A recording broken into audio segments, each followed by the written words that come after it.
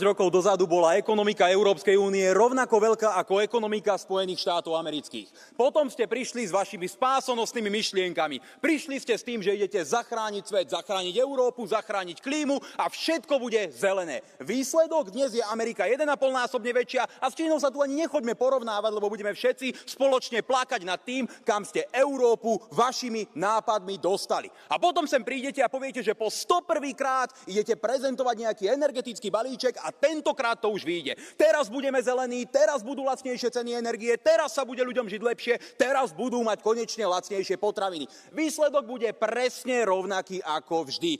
Ľudia budú žiť stále horšie, ekonomika bude stagnovať a prepadávať sa, celý svet nás bude predbiehávať, ale vy sa budete vytešovať z veterných turbín, solárnych elektrární a elektrických nabíjačiek, ktoré sú každému úplne na nič, pretože mladé rodiny si dnes nemôžu dovoliť ani len mať dieťa. My chceme len jeden balíček. Balíček vášho odchodu. Nazvime ho balíček slobody. Balíček rezignácie tejto neschopnej Európskej komisie a chceme, aby ste so sebou zobrali aj vaše nabíjačky, aj vaše solárne panely, aj vaše veterné elektrárne, aj vaše emisné povolenky.